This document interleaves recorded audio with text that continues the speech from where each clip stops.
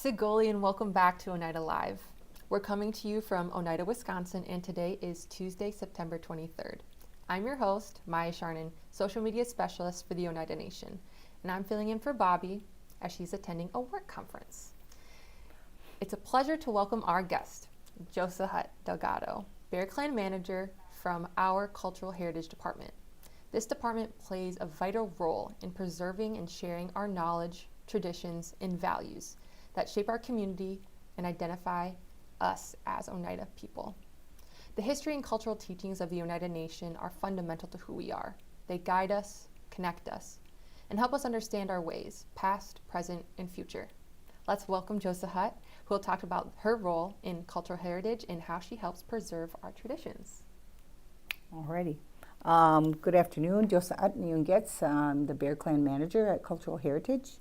I oversee two areas. The first one is the cultural advisor, which is Bob Brown and his two apprentices, Galal McGlester and Eddie Santiago. And then I also oversee the traditional healers, which is Larry Sunny Hill and his two apprentices, Marak Ellis and Bradley Grenquist. So in starting with Bob, some of the things that Bob is responsible for is our ceremonies. Our teachings, we do community education things, and we provide education out at the Longhouse once a month. It's usually at the Longhouse, sometimes it changes, but once a month we provide cultural education out there that is open to the public for all our tribal members and the public in general. He also provides information and ceremonies for weddings, funerals, tobacco burnings, smudging, edge of the woods, condolence ceremonies, things like that. And so his apprentices accompany him at all these different things that he's responsible for. He also works with Cliff Abbott, who's a linguist and is also an elder that's worked with the nation for, I don't know, very long time. If I have to guess, maybe about 40 to 50 years. And so he is very knowledgeable about the language as well.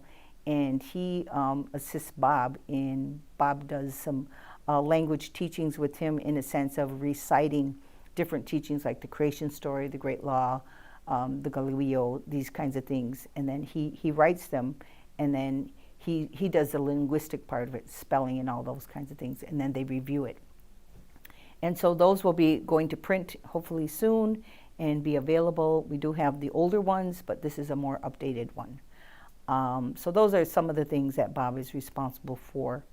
The other person, traditional healer Sunny Hill, and his apprentice are responsible for ceremonies, our traditional medicines, herbal medicines, doing traditional readings and things like that to assist people with some of the things that they may need in order to take care of their own well-being.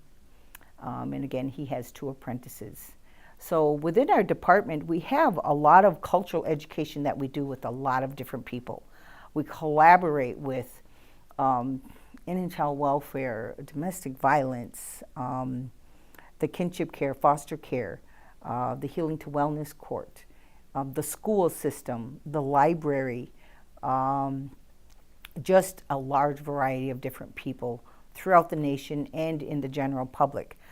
We sometimes go to different places, of course, because November is coming up. A lot of people are going to request because it's like Indigenous Month or whatever.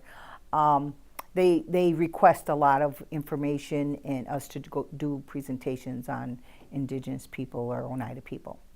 So those are things that come up that we're all part of. We do some crafting things that have to do with our traditional medicines and ceremonies and things. For example, basket weaving.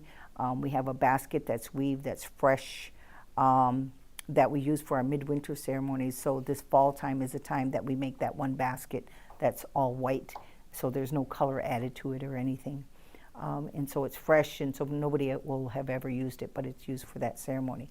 So we do different kinds of things like that in preparation. We also have two gardens. One is located at our complex over that at Ganicoleo on Packerland and West Point Road, and our garden's in the further back there. But we raise foods that take care of our ceremonies, for our community teachings, and just a variety of different things. We also have another garden over at the Amelia Cornelius Culture Center. We have a garden there and used for the same type of things. So those are just some of the things that those two individuals and their apprentices work on. And then for me in particular, I do community education.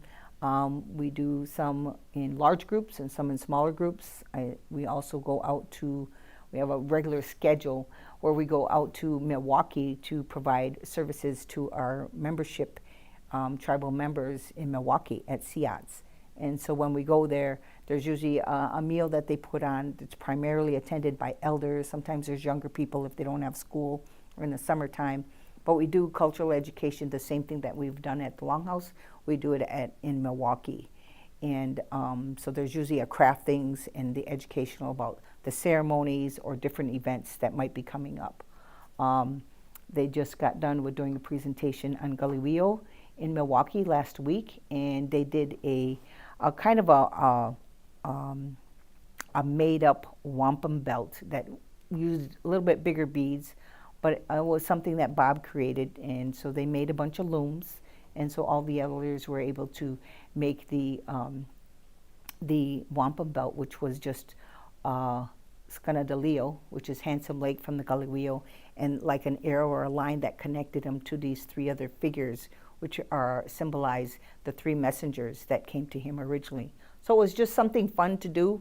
It's not a formal wampum belt. It was just something to provide that education that the elders worked on while he was talking with them to teach them about the story about Handsome Lake, which is the Galiwio.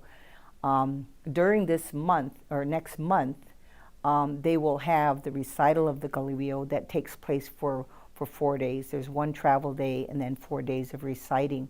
And so that message starts in Tonawanda, which is where they are now, where they do the checking in, they call it, to be able to find out what communities will host the Galiwio.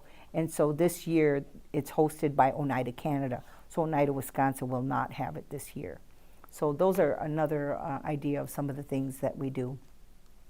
Some of the things that I'm involved in also, I'm involved in the Healing to Wellness Court committee and sit on that committee to oversee those individuals that we're trying to provide services to them, me particular cultural education, to help them, guide them in their recovery and to prevent them from going into prison. So it's kind of like they can choose to come to this program, they can self-refer or they can get referred by the probation officer, and they would contact the judiciary and talk with Simone Ninham. She's the intake person that they can send an application to. You could probably find her on Judiciary Facebook page, or just look under call the regular Norbert Hill number and ask to be transferred to Judiciary, and they'll find you, find her. So I'm involved in that. We do some things with family services. We collaborate a lot with the TAP program, the Tribal Action Plan. They're also part of the community education that we do at the Longhouse once a month, and we collaborate with behavioral health. I work with the dialectic behavior therapy group there. I'm involved in helping with the IOP group, and just with their different therapists and providing education, culture education to implement it into their groups that they have there. Also work with people individually to assist them in doing cultural education and try and go through the creation story and all the ceremonies that happen throughout the year. And it usually people commit to about a year that they're seeing me, and to try and get through all those things. While I'm there, I try not to be a bobblehead and just talking to them. So we sometimes do activities. We may go to the garden, may show them tobacco, may share stories. And I have them each do homework all the time. So everybody gets homework, and it's not hard, so you don't have to freak out.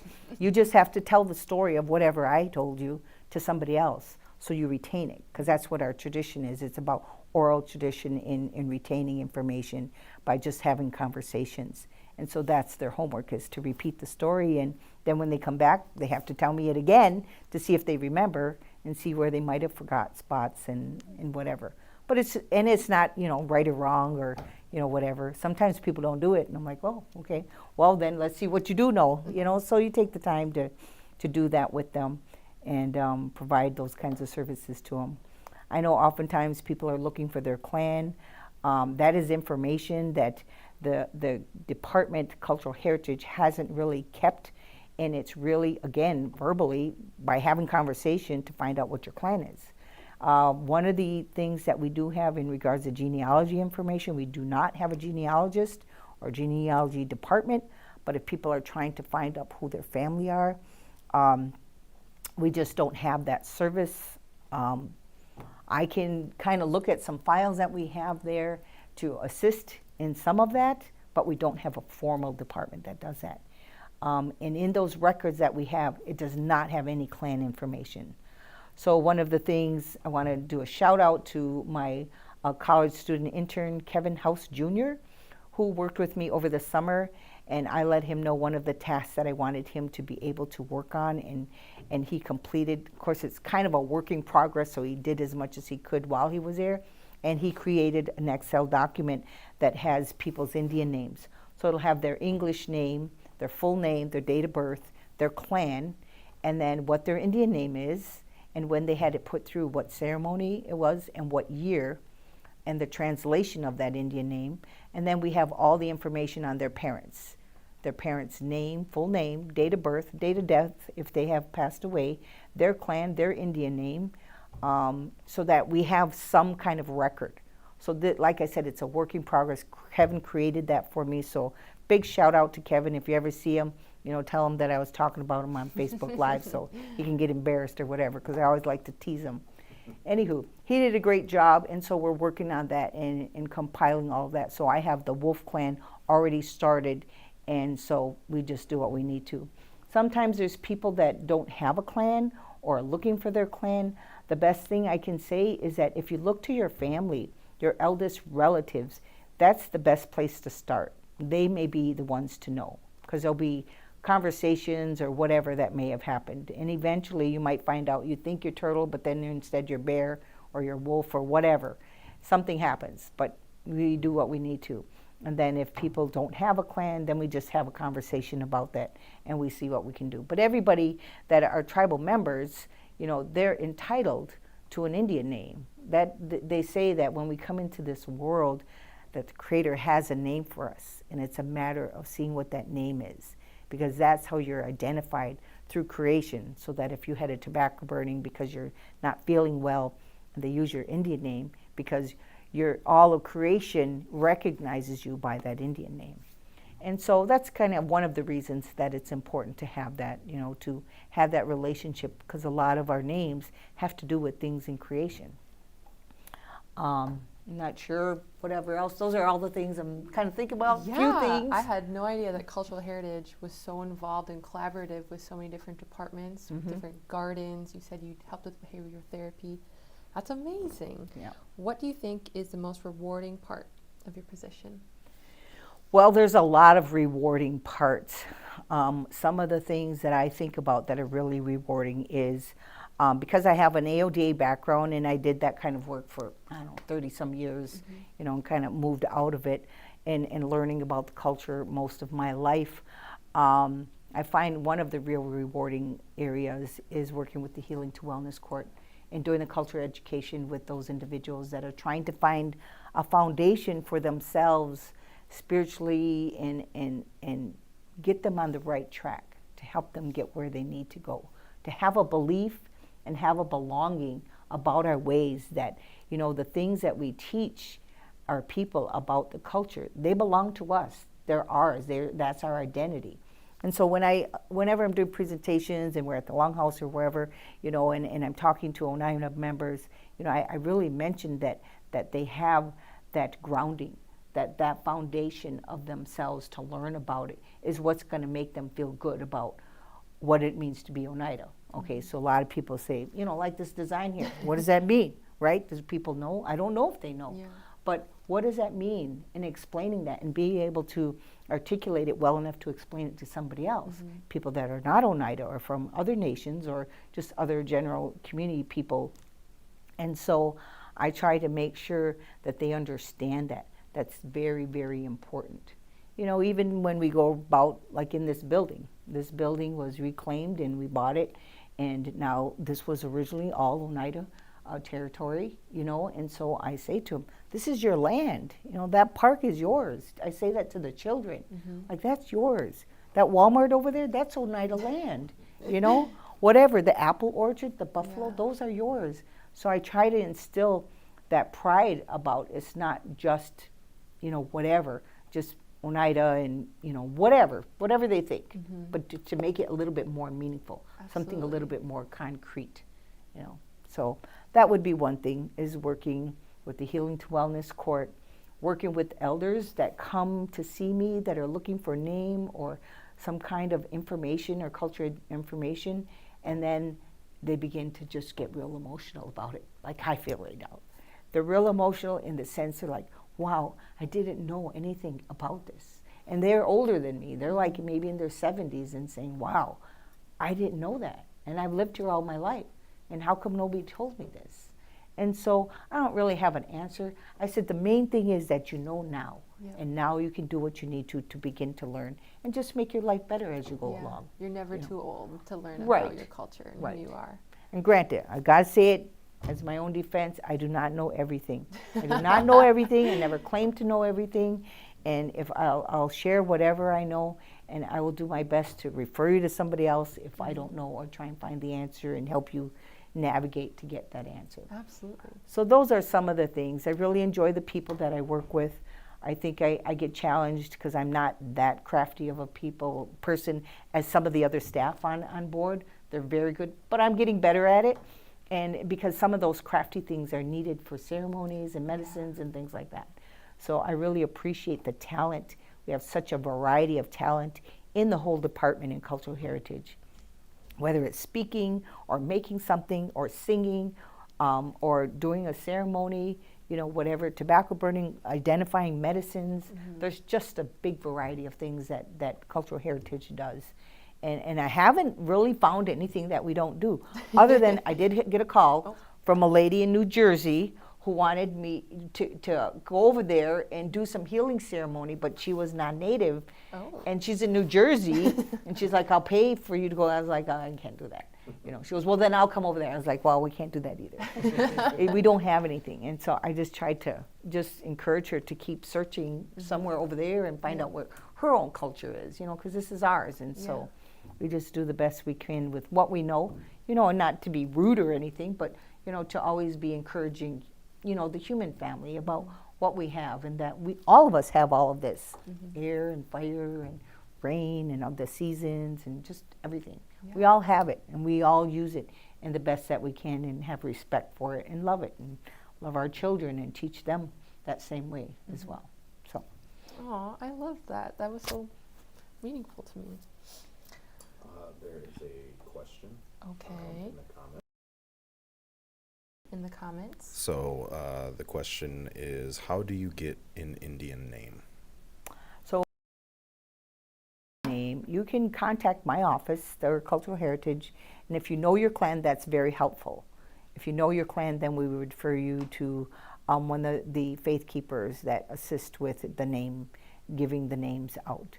And so that's kind of some of the education things that I do, that if I work with Bob in being able to give out a name, and I do the creation story and then have them go through all of the ceremonies and encouraging them to go. And it's just a matter of making a phone call and then scheduling time to sit with somebody. You know, it'll depend on what clan they're going into or that they belong to. And if they don't, then we just have that kind of conversation to be able to figure all of that out. Wonderful. And what was your name? My name is Tsyosahaat. Tsyosahaat. Oh, that makes sense. Perfect. So I learned, like I said, I'm still learning, that I used to always say, well, if I had a pie and you asked me for a slice of pie, I'd give you the whole pie. Okay, so more recently, I understand my name to be that if I'm taking care of something, I've taken care of all of it, and so it's all gone. Like if they said, can you take care of this room? I would make sure everything was done. The windows cleaned, you know, the floor, the walls, everything was done, and it's all gone. It's all taken care of. It's all taken care of. You take care of it all. Take care of it all. You're taking care of our whole community. That's what it sounds like to me. Well, I don't know the best you can. The best you can. Right. Absolutely. Well, thank you so much for coming in today. Is there anything else you want to talk about any classes or dates or things we've overlooked? I know there's a couple of things coming up. Of course, I hope that people have seen the Husking Bee is coming up on October 4th, and Cultural Heritage will be out there. They'll be doing making corn mush on an open fire with a big pot that our cultural staff will make, you know, a homemade clay pot, and they'll be making corn husk dolls and have some touring and things like that going on there. And then we'll have harvest that's going to come up in October, mid to late October. And so people understand when ceremonies are set, they're based on creation. So we will set the date for harvest ceremony based on when we have the first hard frost. Once we have the first hard frost, and the faith keepers meet, and then they set the date, and then we kind of get the message out. And so those are a couple of things that are coming up. And I know they have, you know, Employee Day. You know, they also have schools that will be coming into the program that is in collaboration with the museum that we do work with them. So just a variety of things, but those are the main dates. October 4th for the Husking Bee here at Yawʌko, right off of Riverdale Drive. People don't know where it is. Kind of Google it, I guess. I don't have the address. I just know it's behind my daughter's house, and that's about it. Very cool. Where can they look for updates of maybe any other upcoming events? Cultural Heritage does have a Facebook page, and if you can go in there and like the page, we put things in there. We put educational things on there and events and things like that. So that would be the best bet. And you can always call. Call the main number and get transferred. That's the best thing I could say for getting a hold of them. That's what I do, is I call Norbert Hill and say, hey, I need so-and-so. Yeah. And they got to find them. Yeah. Hopefully you don't get transferred too many times, but that's the route. Well, thank you so much for coming in. I really appreciate it. We're just going to close with a few announcements. We still have parking lot construction going on in Norbert Hill, Shenandoah, and the Community Education Center. For Norbert Hill, the middle lot in the front of the main entrance started construction last week and will run until the end of October. For Shenandoah, this construction in the lower lot also started last week and will run until the end of October. Alternate parking for employees will be available in the Mason Street Casino lot. The front customer lot will still remain open. For the CEC, Community Education Center, the parking lot was closed to public last week, and the construction will also run until the end of October. Customers should park next door to the south at Sabrina's Closet during construction. We appreciate you understanding and thank you for your patience. If you have any questions, please contact Kyle A. Skenador at kskena14@oneidanation.org. And we have more of those details on our Facebook page. The Elder Food Box distribution is this Friday. Looking forward to that. They're going to have Red Cliff Fish Company have some smoked chunk whitefish, ground bison, red cayenne beans, apples, garlic bulbs, green kale, red cabbage, yellow onions, tomatoes, green beans, ground cherries and poblano peppers, pear sauce, and honey. So look forward to that for our Tribal Elder Food Box. Our guest next Thursday is going to be Stephanie Vanevry-Muscovich from Cultural Heritage as well.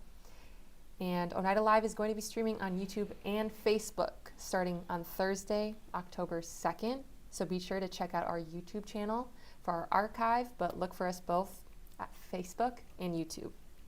Yawʌko for tuning into Oneida Live. Nugiwa!